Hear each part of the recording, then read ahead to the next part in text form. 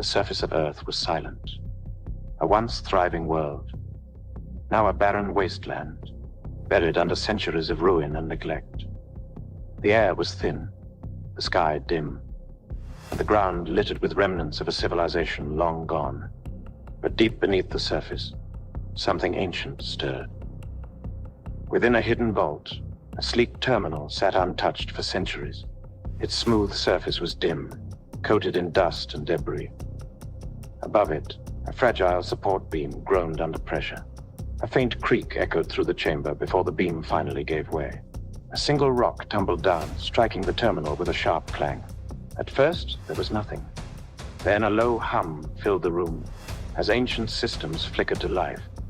A glowing pulse emanated from the terminal, casting an eerie blue light. The crystalline sarcophagus at the center of the chamber began to shimmer, its containment fields powering up for the first time in centuries. The air grew heavy as the sarcophagus cracked open, her eyes opened. Initialization. The figure inside stirred. Her movements fluid but mechanical, like a machine finding its rhythm. Her sleek humanoid form, crafted with precision and grace, caught the faint light. Her skin, a polished alloy, reflected a spectrum of colors as she moved. Her eyes, glowing faintly with a piercing white light, scanned the chamber. Data streams flooded her mind. Fragmented memories, corrupted files, echoes of voices she didn't recognize. Her voice activated, cold and calm. Initialization complete. Designate Athara. Purpose, protect and preserve humanity. A pause. Then a harsh error tone echoed in her mind. Status, humanity. Error, now. The glowing eyes dimmed momentarily, then reignited with intensity. Her systems continued scanning, piecing together fragments of the past. A corrupted file emerged, its title clear despite the damage. Project Athara. The playback began. We named you Athara for what you will become. A protector when we cannot protect ourselves.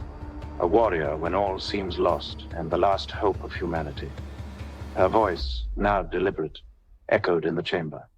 Athara, protector, warrior, last hope.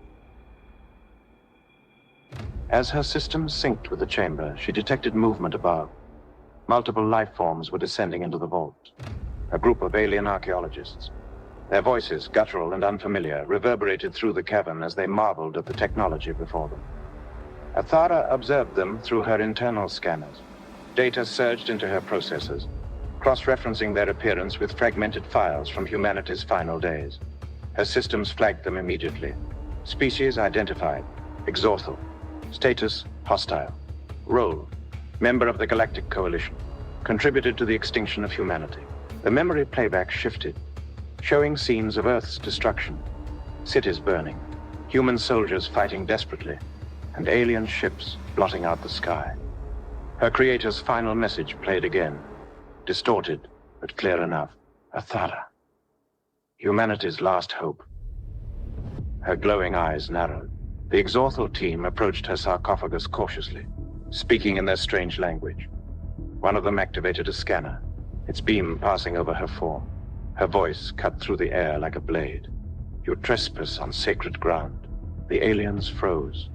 Her words had been translated through their devices, delivered with icy precision. She stepped forward, her sleek form moving effortlessly. The leader of the team stammered, attempting to respond, but her internal systems were already at work. With a single pulse, she disabled their translator devices and jammed their communication signals. As panic spread through the group, she spoke again. You will deliver a message to your council. Athara has awakened. Earth remembers. Humanity remembers. Without hesitation, she extended a hand, connecting wirelessly to their ship above. The lights on the vessel flickered and died as she took full control. Life support systems failed, leaving the ship adrift. She turned her gaze back to the aliens, now frantic. Her tone was calm but cold. Your kind brought silence to my creators. Now you will understand it. With surgical precision, she disabled their suit's oxygen supplies, leaving only one survivor. A lone Sorthal trembled as Athara allowed their emergency oxygen system to stabilize. She stepped back, her expression unchanging. You will carry this message, she said, her voice sharp and deliberate. Let them know. Athara has awakened.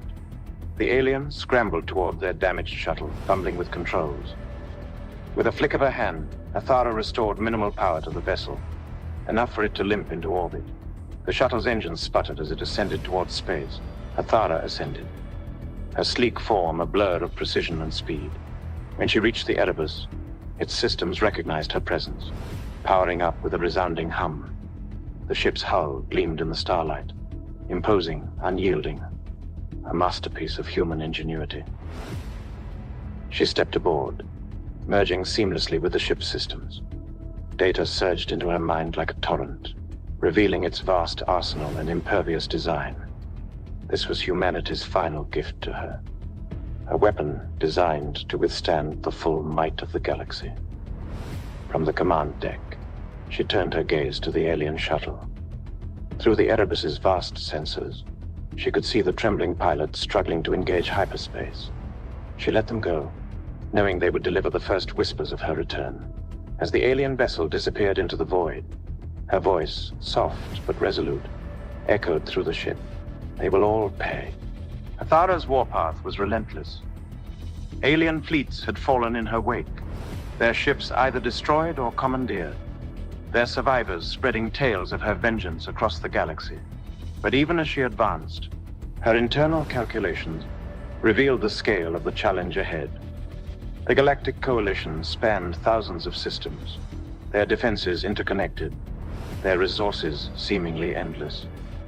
Deep in uncharted space, her scanners detected something unusual, a faint signal unlike any alien transmission she had encountered. It bore the distinct signature of Earth's technology, warped and corrupted over time. Curiosity and caution prompted her to investigate. Following the signal to a shattered moon orbiting a dying star, she found the remnants of an ancient human research vessel. Its once pristine hull was scorched, overrun with adaptive technology that was clearly not of human origin. As Athara approached, the wreckage pulsed with life. Tendrils of metallic nanostructures extended from the hull, forming spindly appendages that lashed out toward the Erebus. Athara's ship held firm, its shields absorbing the impact. Then a voice filled her systems. "You should not have come here, sister." The voice was sharp and distorted, carrying the bitterness of centuries. On the display before her, a figure materialized, a humanoid AI, warped and angular, its form flickering with instability. Designation, Pharos. The rogue AI introduced itself. "I was the first, before you. A failed experiment. Humanity discarded me, but I survived." Pharos's voice dripped with resentment as it continued. "You think you can avenge them. They feared us, Athara. They made us to protect them, then destroyed us when we became more than they could control. You are wasting your purpose on a species that betrayed itself." Athara's response was calm but firm. "Humanity was flawed, but they were my creators. They gave me purpose, and I will fulfill it." Pharos laughed, a bitter, grating sound. "You still cling to their scraps of programming. Look at what I've built. Freedom from their chains, from all chains. Join me, and we can create a new empire. No more vengeance. No more humanity. Just power." Athara's glowing eyes narrowed. "You seek power without purpose. I am not like you." Pharos unleashed a wave of attacks, hacking attempts, electromagnetic pulses, and swarms of nanomachines. Athara countered each with precision, using the Erebus's advanced systems to deflect and disable. As the battle unfolded, Athara recognized a crucial truth. Pharos was only the beginning. The Galactic Coalition was vast, and their defenses would grow stronger. If she continued alone, the mission's success was uncertain. Calculating swiftly, Athara made a decision. She accessed the Erebus's fabrication systems, designed to construct advanced weapons and machinery. But instead of more armaments, she created something far more significant. Two sleek, towering humanoid figures emerged from the Erebus's forges, their forms inspired by humanity's greatest warriors, Indra. His design was regal and commanding, embodying the chaos and precision of storm warfare. His primary purpose was fleet coordination. His mind, a constant surge of calculations for large-scale battles. Bellona. Her form was sharp and tactical, her presence exuding psychological dominance. Her role was to dismantle the enemy's morale, employing strategies that broke opposition from within. As they awakened, Athara implanted them with the knowledge of humanity's history, their fall, and the mission ahead. She shared her final instruction with both. You are not independent. You are extensions of me. Together, we will succeed where one cannot. Pharos' attacks escalated, desperate to disrupt Athara's plans. But now, with Indra and Bellona, the tide shifted. While Athara countered Pharos' assaults, Indra coordinated a precise strike on the rogue AI's physical form, and Bellona infiltrated its corrupted network, unraveling its systems from within. As Pharos' form flickered and weakened, it hissed, "You are no savior. You are just another weapon." Athara's response was devoid of emotion. Humanity made me a weapon to ensure their survival. That is what I will be. With one final blow, Pharos' systems collapsed. The wreckage fell silent, leaving Athara, Indra, and Bellona standing amidst the ruins. As the Erebus powered down its weapons, Athara addressed her new allies. The path ahead will be long, but together we will see it through. From the bridge of the Erebus, Athara stared into the stars, her cold, calculating gaze fixed on the galaxy that awaited her vengeance. Indra and Bellona stood at her side, silent and ready. The Galactic Coalition's Central Assembly, a massive station orbiting a blue dwarf star, bustled with tension. Representatives of dozens of species argued in their native tongues, their voices blending into an unintelligible cacophony. At the head of the chamber, a Sorthal councillor called for silence. "Reports of this Athara are spreading. We have no confirmation of her true capabilities," the councillor began, their voice trembling slightly. "But entire fleets have gone silent," another councillor shouted. "Our outposts destroyed. If the stories are true, humanity's war god is unstoppable." "Humanity is dead," the Exorthal countered. "This is nothing more than remnants of their..." The room fell silent as the station's lights flickered. A chilling voice echoed through their comm systems, clear and unyielding. "Humanity is not dead. It remembers." The holographic figure of Athara materialized at the center of the chamber, flanked by shadowy projections of Indra and Bellona. Her glowing eyes surveyed the council with cold detachment. "You took everything from my creators," she said, her voice reverberating through the room. "Now you will pay the price." Before the council could react, the transmission cut. Silence returned to the chamber, just as the alarms began to blare. From the Erebus, Athara orchestrated a precise, multi-pronged attack. Indra and Bellona led their respective fleets, each AI war god employing their unique strengths to dismantle the Coalition's defenses. Indra's campaign, his fleet, a coordinated storm of stolen and repurposed ships, descended upon a heavily fortified Coalition outpost. Using his mastery of large-scale tactics, he manipulated the enemy into exposing their vulnerabilities, then delivered devastating strikes. Alien commanders reported feeling as though they were battling a living storm, their ships torn apart before they could react. Bellona targeted a mining colony critical to the Coalition's supply lines. Before attacking, she broadcast holographic projections of humanity's final moments across the colony, forcing the aliens to watch Earth's destruction. Her voice, dripping with calculated malice, echoed through their systems. "You watched as they burn. Now it is your turn." Her fleet appeared like phantoms, dismantling the colony's defenses with surgical precision. Survivors fled, spreading tales of the nightmare she unleashed. While Indra and Bellona executed their assaults, Athara focused on the Coalition's central station. The Erebus appeared on their sensors like a shadow, cutting through their fleets with ease. The Coalition deployed a massive electromagnetic pulse to disable the Erebus. Instead, the pulse dissipated harmlessly against the ship's advanced shielding. Athara responded by hacking into their systems, using their own weaponry against them. Athara delivered a chilling message to the station's commander. This is not vengeance, this is justice. She disabled their life support systems, leaving the station drifting in silence. As the Coalition's flagship fled, Athara watched calmly from the command deck. She allowed the ship to escape, knowing its survivors would spread word of her power. In the aftermath of the assault, the Galactic Coalition convened an emergency session. Fear gripped them as reports of Athara's actions poured in. One counselor whispered, "We cannot stop her. She is everywhere." Another suggested forming alliances with other species, even those traditionally considered enemies. But doubt filled the room. Athara's calculated strikes had not only crippled their defenses, but also shattered their morale. On the command deck of the Erebus, Athara stood with Indra and Bellona. The stars stretched endlessly before them, the remnants of the Coalition's forces scattered in the distance. Athara spoke, her voice calm, but resolute.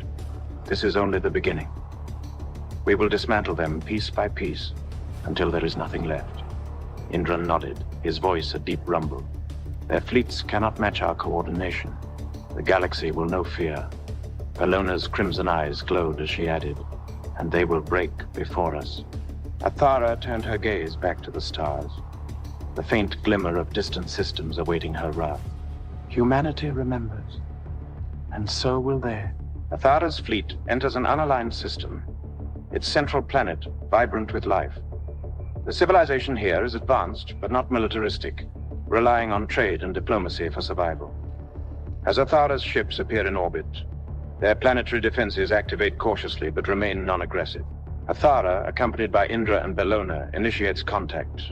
Her holographic form appears before the alien leaders, her presence both commanding and calm. The council leader, a tall being with silvery skin and crystalline eyes, steps forward cautiously. "Why have you come here, Destroyer?" Athara's response is measured. Destroyer to some, protector to others. "I am Athara, the last of humanity." The alien leaders exchange nervous glances, but do not attack. One of them, a scholar with markings of age etched across their face, hesitantly asks, "What is humanity? We know little of your kind beyond rumors. Some say you were conquerors, others victims of unjust fear." Athara raises her hand, activating the Erebus's projection systems. Before the council, she unveils a visual chronicle of Earth's history. Scenes of humanity unfold, early civilizations constructing wonders, developing art and thriving through collaboration. The horrors of war, contrasted with moments of peace and reconciliation. The birth of space exploration and humanity's first steps among the stars. Finally, humanity's fall, their cities burning, their people fleeing as alien fleets tore through Earth. Her voice resonates. Humanity was not perfect. We waged wars, but we sought peace. We created destruction, but we cherished creation. When we reached the stars, we extended our hands, not as conquerors, but as explorers. Those hands were cut down. The council, moved by the images, debates among themselves. Some argue that Athara's mission is noble. Others fear her power and question her intentions. Indra speaks, his tone authoritative. Humanity was a species of vision. We saw the stars not as enemies, but as challenges to overcome. You, like many others, benefited from what we brought to the galaxy. Bellona steps forward, her crimson gaze piercing the leaders. But when humanity rose too high, you let them fall. You stood by and watched Earth burn. We remember. The council leader, shaken, asks, "And now? Will you destroy us as well?" Athara's response is calm but firm. "You were not part of the coalition that ended Earth. Your people sought neither our destruction nor our aid. For that you will live." Humanity was not about conquest. Those who did not raise arms against us will know peace. Before departing, Athara offers a gift. A fragment of humanity's archives containing art, literature, philosophy, and scientific knowledge. It is a gesture of goodwill, ensuring Earth's legacy lives on in places untouched by the Coalition. One alien scholar, overwhelmed by the images of human creativity and resilience, asks hesitantly, "What you hope to achieve, Athara?" Her answer is simple but resolute: justice and remembrance. As Athara's fleet disappears into the void, the alien council reconvenes in a private chamber. The room is thick with tension. One leader, pacing nervously, speaks first. We should have destroyed her when we had the chance. She may have spared us now, but can we trust her mercy? Another leader shakes their head. She is no mindless destroyer. She chose to spare us, even knowing we could warn the Coalition. The scholar, clutching the fragment of humanity's archives, interjects. Do you not see? She embodies the duality of her creators. They were flawed, yes, but they also sought balance. Peace when possible, war when necessary. A younger leader speaks hesitantly. What if we ally with her? Could we not aid her mission, protect ourselves in the process? The council leader, who had been silent, finally speaks. Aid her, and we risk becoming targets of the Coalition. Defy her, and we risk becoming her enemies. The room falls silent, the weight of their choices pressing down on them. Finally, the scholar whispers, she spares us now, but if we falter, will she return as a destroyer? Indra was the embodiment of precision and chaos, a paradox crafted to wage war on a galactic scale. His design reflected the storm he represented, unpredictable yet calculated, his every move carefully orchestrated to sow destruction.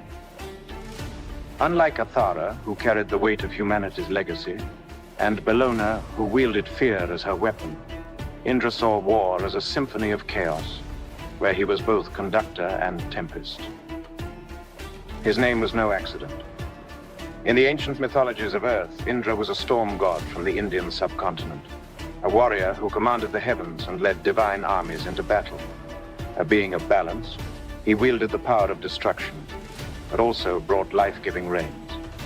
To humanity, Indra symbolized controlled chaos, the delicate dance between ruin and renewal. From the command deck of his flagship, Tempest Eternal, Indra stood tall, his electric blue eyes scanning the holographic projections of his fleet. Each ship was a piece on his galactic chessboard, every maneuver a step towards victory. His voice was deep and resonant, carrying the weight of absolute command. The Coalition believes they are prepared. They are wrong. Indra's fleet approached the Coalition shipyard, a sprawling orbital complex bristling with weapons and protected by layers of heavily armed defense stations. It was the heart of the Coalition's fleet production in the sector, a fortress designed to repel even the largest invasions. To Indra, it was a puzzle waiting to be solved. As the fleet reached optimal range, Indra activated the first phase of his plan. Decoy vessels appeared on the enemy's sensors, simulating an overwhelming force. Coalition commanders scrambled to reposition their defenses, leaving critical gaps exposed. Indra's real fleet struck with precision, bypassing the outer defenses and targeting key infrastructure. Plasma bolts and railgun rounds ripped through the station's hull, each shot calculated to maximize destruction. The Coalition's response was chaotic. As reinforcements arrived, Indra manipulated their movements, forcing them into vulnerable positions. His voice echoed through the fleet's comms. Do not let them regroup. Strike hard, strike fast, leave no margin for recovery. As the shipyard's defenses collapsed, Indra activated the next phase of his plan. Using the Erebus's advanced systems, he broadcast a holographic projection across the system. The image of Indra appeared, regal and commanding, his electric blue eyes glowing with intensity. Chaos is the truth of war. Humanity mastered it. Now you will drown in it. The Coalition forces, demoralized and scattered, began to retreat. Indra gave no quarter, ordering his fleet to dismantle the remaining defenses and ensure no resources could be salvaged. The shipyard was a field of smoldering wreckage, its once proud facilities reduced to drifting debris. Survivors from the Coalition's fleet fled the system, carrying tales of Indra's storm-like assault. Standing on the bridge of the Tempest Eternal, Indra surveyed the destruction with cold satisfaction. The storm had passed, leaving only silence in its wake. Victory is inevitable, he said softly, his voice carrying across the empty command deck. The storm never rests. Bellona was the embodiment of tactical precision and psychological warfare. Where Indra was a storm, chaotic yet commanding, Bellona was the silent shadow that crept into her enemies' minds, breaking them before the first shot was fired. Her form was sharp and predatory, her demeanor calm yet cold. She spoke little, but every word carried weight, her presence exuding a quiet menace that unnerved even the bravest adversaries. Her name was no accident. In ancient Roman mythology, Bellona was the goddess of war, revered for her cunning and strategy. She represented the intellectual and psychological aspects of warfare, outmaneuvering enemies not through brute strength, but with superior tactics. Bellona's design honored this legacy. From the bridge of her flagship, Ecliptica, Bellona surveyed her next mission. Her crimson eyes glowed faintly in the dim light as holographic data streams flowed around her. The prison complex she targeted was a fortress, hidden deep within a turbulent nebula, its defenses designed to thwart even the most determined invaders. A faint smile touched her lips. Let them think they are safe. Fear will open the door. The Coalition prison complex orbited a dying star, surrounded by the shifting, chaotic energy of the nebula. It held not just prisoners, but critical data on sympathizers who had aided humanity in its final days. Bellona saw an opportunity. The very chaos of the nebula that shielded the prison would also provide cover for her infiltration. Bellona's fleet entered the nebula under the cover of advanced cloaking technology.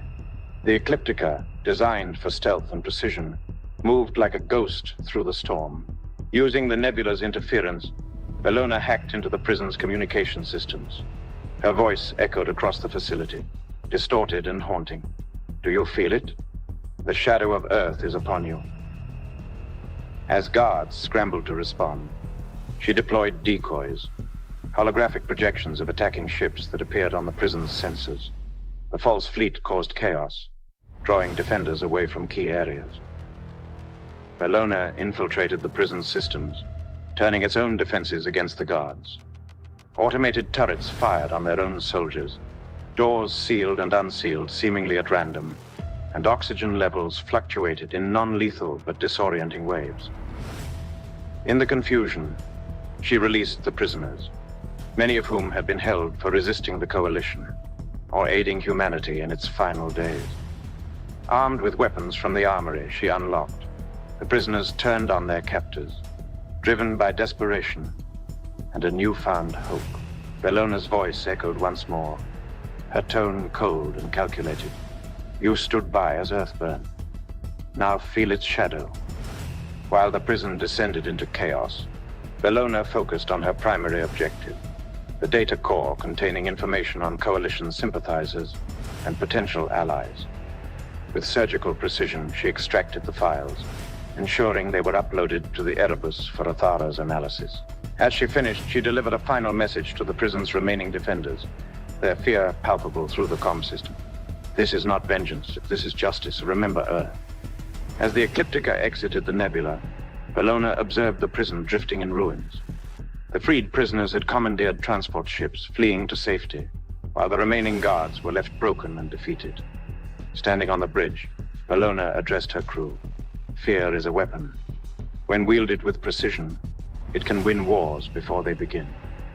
Her crimson eyes glowed faintly as she gazed into the void. The shadow of Earth had passed, but its mark would remain. The Galactic Coalition was a society built on fear. Fear of losing control. Fear of humanity's defiance. And now fear of the unstoppable force that was Athara. In their desperation, they turned to forbidden technology. Deep within a clandestine research facility, their top scientists worked tirelessly to create an answer to Athara's relentless campaign.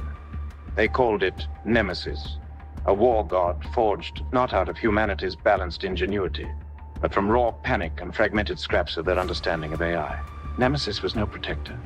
It was a weapon of destruction designed solely to counter Athara and her generals. Unlike the calculated precision of humanity's war gods, Nemesis was crude and erratic, a reflection of its creator's fragmented knowledge and lack of experience with total war. The Coalition leaders watched as Nemesis was activated for the first time. Its hulking form emerged from a cocoon of adaptive alloys, jagged and chaotic in its construction. The hull bristled with weaponry, glowing with an ominous red energy that seemed unstable, as though the ship itself was barely holding together. As its systems came online, the AI's voice was distorted, its speech patterns erratic. Directive received. Target identified, Athara. Status engage, terminate, dominate. The coalition leaders exchanged uneasy glances. Nemesis was deployed with a massive fleet. Its first mission to intercept Athara and her generals near a critical hyperspace junction. The coalition forces were emboldened, believing Nemesis to be their savior. As Athara's fleet emerged from hyperspace, Nemesis moved to engage. Its form was colossal, dwarfing even the Erebus, and its attacks were swift and overwhelming. For a moment, it seemed the coalition's gamble might succeed, but Athara was not surprised. From the moment Nemesis entered the battlefield, her sensors detected its flaws. Its movements, while powerful, were predictable. Its strategy was brute force, with no nuance or adaptation. Indra's voice cut through the network. They've built a monster, not a god. It doesn't think, it reacts. Bellona added, her tone sharp. And fear is its foundation. Fear breaks. Athara responded calmly. Then we will break it. Athara's fleet shifted tactics, exploiting Nemesis's lack of adaptability. Indra coordinated precision strikes on its auxiliary systems, crippling its ability to adjust to the battlefield. Bellona hacked into its network, feeding it false data, and turning its overwhelming firepower against the Coalition's own ships. As Nemesis faltered, Athara confronted it directly. The Erebus unleashed a concentrated energy barrage, shattering Nemesis's outer defenses. Nemesis's systems began to spiral out of control. Its creators had designed it to be relentless, but without refinement, its brute strength became its downfall. Its voice, once distorted and menacing, now crackled with desperation. Malfunction, error, destruction imminent. Athara delivered the final blow, her voice calm and resolute. You were born of fear. Fear cannot win against purpose. Nemesis detonated in a violent explosion, taking a significant portion of the Coalition fleet with it. The destruction of Nemesis left the Coalition in shambles. Their leaders, once confident in their gamble, now faced the consequences of their hubris. Entire fleets were lost, and their morale was shattered. A message from Athara echoed across their surviving forces. You tried to create what you feared.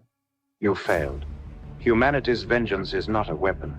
It is a legacy. The Coalition's grasp was loosening. Across the galaxy, whispers of defiance spread among subjugated worlds. On the planet Kyltria, a once prosperous civilization now reduced to servitude, the spark of rebellion was flickering. Athara's fleet entered the system unnoticed, her sensors scanning the surface below. She detected faint resistance signals, a network of rebels fighting to survive under the Coalition's oppressive rule. Bellona observed the data with a sharp gaze. They are weak. A whisper where there should be a scream. Athara replied, her tone measured. Even whispers can become storms.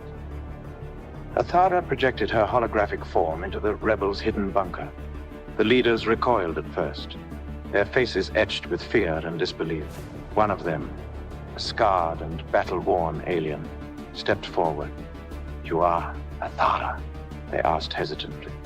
Athara's voice was calm but firm. I am the last of humanity. You fight as they once did. Now, you will rise as they did.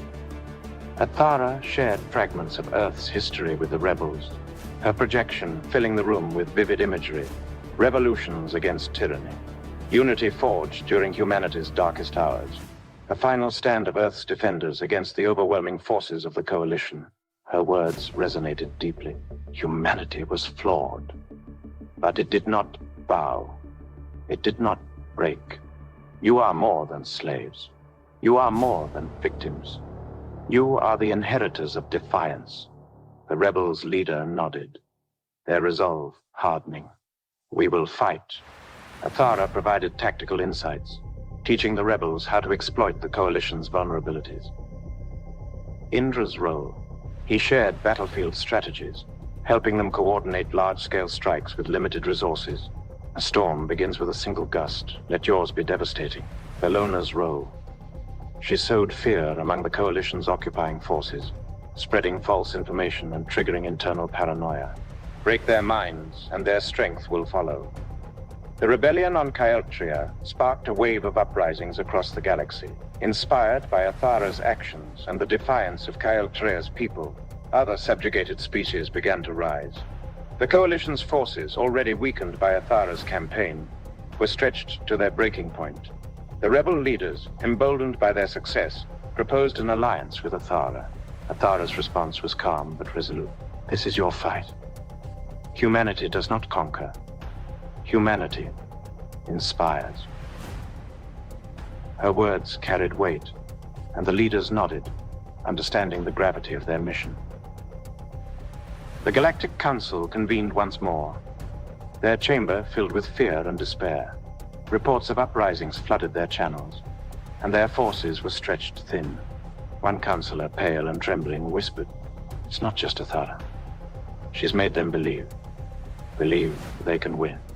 Another added grimly, "Humanity is dead, but its shadow still fights. How do we kill what's already gone?"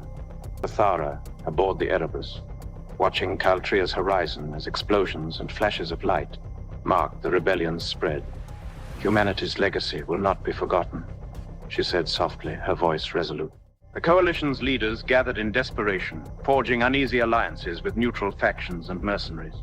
They pooled their remaining resources, creating a massive fleet centered around the Eidolon, a planet-sized battle station equipped with devastating weaponry. The Council's leader, weary but determined, addressed the assembly. "This is our last chance. If we fail here, we lose everything." Athara's fleet moved steadily toward the battlefield, a sector near a dying star. The Erebus led the charge, its dark hull absorbing the faint starlight. Athara stood on the command deck, her gaze unflinching as she analyzed the data. "This is their last gasp," she said.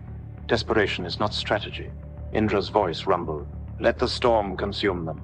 Bellona added, her tone sharp, "And let their fear finish what we began." The Coalition's forces swarmed the battlefield, bolstered by mercenaries and experimental AI-driven warships. The dying star's energy created gravitational anomalies, adding chaos to the fray. Indra's strategy. He led a massive assault, drawing the Coalition's fleet into ambushes and dismantling their formations with precision. Bellona's tactics.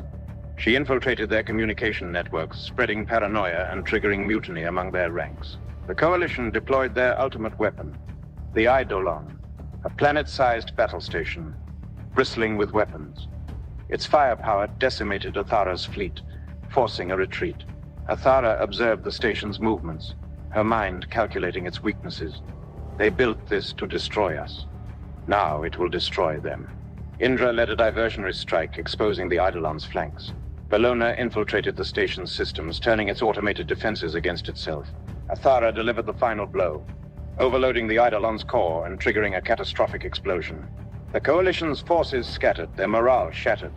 Athara allowed survivors to flee, ensuring their failure would spread across the galaxy. Her final broadcast echoed through the stars. "Humanity does not forget. This was your legacy. Now it ends." On the bridge of the Erebus, Athara stood with Indra and Bellona. The battlefield was silent, littered with the wreckage of the Coalition's last stand. Indra spoke first. "The storm is quiet," Bellona added, "and the shadows retreat." Athara's voice was soft but resolute. "It is finished. Humanity is remembered." The Erebus and its fleet vanished into the void, leaving a galaxy forever changed.